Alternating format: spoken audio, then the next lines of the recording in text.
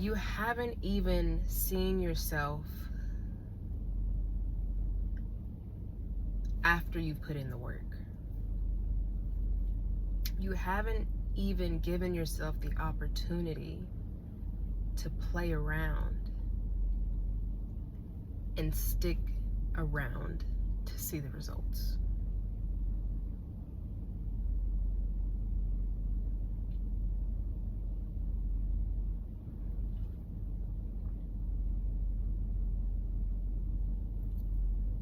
Movement requires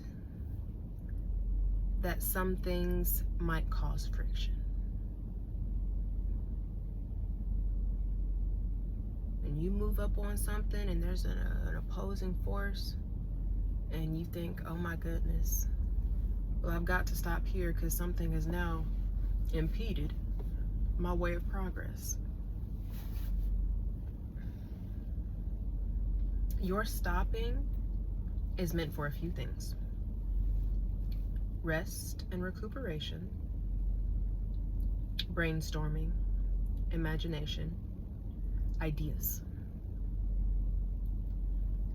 That rest, when things are coming in the way and you're trying to figure out what to do next, that is supposed to be productive rest. There's a way to do this in which you're still able to flow and not stagnate. This is movement, and you want to keep being able to move. But as soon as something seems as if it's stopping you, you hold yourself still. And I want to focus in on that. There's already a force coming that you're having to navigate around, and you in addition are adding extra energy to that force to make it become an actual problem for you. You're agreeing with this thing that's in your way and saying, you in fact are in my way, and I give in. You haven't even gotten around to the best part yet. I struggle with this sometimes. The stop and start. I have this thing I want to do. I've got the drive. Something, a little speed bump, and I'm like, oh my God. Please. But like I keep telling people, you have to condition yourself. You have to condition your mind. You have to get real intimate with your soul. I mean real intimate. Real intimate. Because the reality is, you are every day, every decision you make, every breath you take, choosing a reality for yourself. You are conditioning your mind and programming your mind to believe or not believe certain things. And if you are constantly feeding to your mind that it cannot trust you to get through the hard parts, it cannot trust you to find creative ways, creative solutions into abundance and out of lack and despair, if it cannot trust you to get up and believe in yourself, what do you think your mind is like? Is it a breeding place for positivity, for things to grow in abundance, in wealth, in richness, in fertility, in creativity? Or is it a place of failure, defeat, wrongdoings, malice, name calling? I'm going to give you homework, viewer. Every time you wake up, 3 things you're grateful for. I don't care if it was a particularly bad day. The bad day, not going to stop the fact that there's something to be grateful for. It is not to reject that bad things may be happening. It is to accept that simultaneously, always, good things are happening. If it is that, you have a place to sleep, if it is that you got your favorite food the other day, if it is that somebody was able to get you to where you needed to go, if it is that you like the way your clothes feel, if it is that, oh, I have strong, healthy nails, I don't know.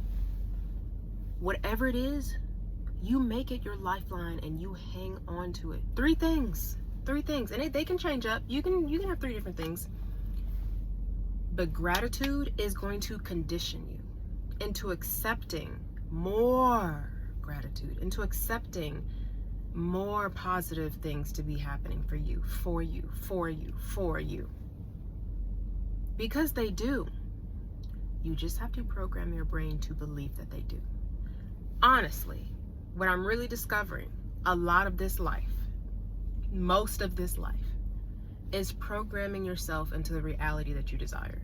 It's telling yourself what you're willing to believe and what you're willing to reject. Constantly training yourself over and over and over and over again. Strengthening your mind. So I have other homework for you, right? We've got 3 things you're grateful for every time you wake up, or just when you wake up in the morning, because I take naps. So if you want to say them after your nap, you do that too, but you don't have to. I mean, you don't have to do any of this. I'm just trying to give you some keys. 3 things you're grateful for when you wake up. I want you to check in with yourself. Random times throughout the day. I wouldn't recommend setting times unless you feel this will really help you. You're that type of person where it's like, I need to put an alarm. Fair. But if you're not that type of person, random times throughout the day, I want you to be checking in with yourself. Oh, that happened. How did that make me feel? Oh, that happened. What do I think about that? Oh, damn, that happened. How do I think about that? What do I feel? I want you to be training your mind to understand what it is that triggers you, what it is that keeps you up and focused, what it is that inspires creativity in you, what it is that hurts you, what it is that saddens you, what it is that grieves you, what it is that makes you curious, what it is that makes you feel disgust. I want your mind, I want you to be actively present in your analysis. I want you to be present in your analysis to see how your mind is working, how the brain is feeding itself. Listen to yourself. This is not a space for you to correct.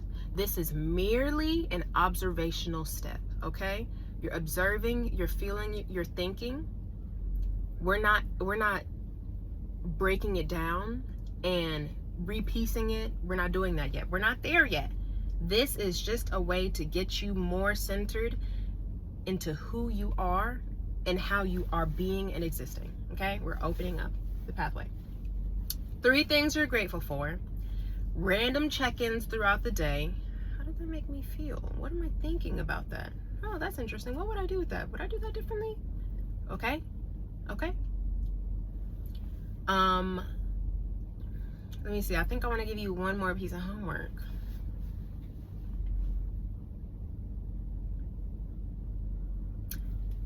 Affirmations. If you don't have post-it notes, put it in your phone. Although I do believe that imprinting yourself onto paper, imprinting your ideas and your thoughts onto paper does have a stronger connection. It resonates more with the subconscious. I prefer it be done on paper. Post-it notes. Affirmations. What you see in yourself. 3 of what you see in yourself. 3 of what you want to see in yourself. So 3 of, oh my goodness, like, I am so dedicated to my passions. If you recognize that in yourself, you know that's something that you love about yourself. Keep affirming it. Just because it's there does not mean it doesn't have to be worked. Pour more into that. There is always a way to get more of that energy and abundance so that you may be overflowing, so that you may never, even for a moment, feel like you lack. So just because you have it does not mean you stop working. It's just that the work becomes easier, more natural more second nature the more that you pour into it. And that energy is returning. We spend so much time and energy on things that do not give a return. Let's just sit for a moment with that. I want my return on investment. I want whatever I'm putting my energy into to multiply and bring back to me. Which means I need to be mindful of what I'm putting my energy into. So this is what we're programming that mind. This is what this homework is for. Your 3 things you're grateful for. Your random check-ins throughout the day, observing yourself. And your affirmations, 3 that you already see within yourself, 3 that you want to see within yourself. This can also include other people. I would dare say, if you are at a level where you feel like you've done that for yourself, start including other people. Just to help you build sympathy, to help you build compassion, because we'll talk about that another day. But anyway, after we've done this, I'm gonna give the time. In 3 weeks, you should see a difference. 3 weeks to a month, y'all report back to me. Y'all let me know how this is doing for you. Because I truly believe in this. These are things I have done. I may have tweaked it a little bit for y'all, but I do these things. I've done these things. I was very serious a couple years ago. I think it was 2019. I realized I wasn't as present in my connection with myself, and I wanted to change that. I didn't know necessarily where it would take me, but I knew it was a step that needed to be done. So it was constantly checking it. I made it a point. Like, I didn't hear this from anybody.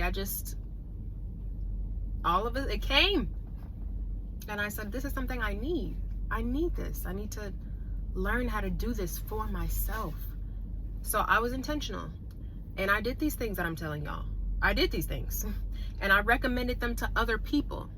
So let me know if this works for you, because I think it's so profound. And a lot of my purpose, I know, has to do with encouraging others into who they are, into who they must become, into who they want to become. Agency, self-empowerment, authenticity, authority. Like, being in the self, seeing what self wants and what self needs, acting upon it, getting what self deserves. Like, we're here, we're present. So I want to encourage you all to be able to do the same in your life. And there is method to it. You don't have to wing it. I had to figure this shit out, trial and error. And thank you, Spirit, I've had other people around me and life lessons to teach me, but I'm also naturally curious. I'm also naturally a person who wants to analyze and who wants to look at the bigger picture, looking at these tiny puzzle pieces and seeing what the fuck this is gonna make in the end. I am like that, just by nature. But if you are somebody who struggles with making that your nature, who struggles with seeing that in yourself, this is a method that I do believe will work for you. There's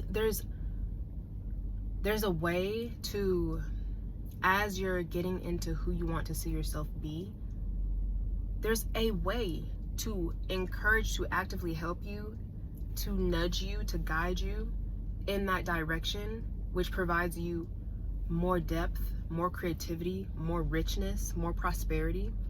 This work that you do on yourself is not futile. There is a return. You're going to get a return. But you have to be intentional. You have to show up. I'm telling you this because it is possible. Will it be hard at times? Yeah. I'm not gonna lie to you. I would never lie to you about that. But when it starts becoming second nature, because now it's just who you are, you show up differently. Because you know that you've done the work. You have taught yourself, programmed yourself, conditioned yourself to show up for yourself even in the hard times, doing things you don't want to do, encouraging yourself to go deeper, encouraging yourself to get to the root of the issue, encouraging yourself to see your ideas higher, to see yourself to see your self-esteem grow higher.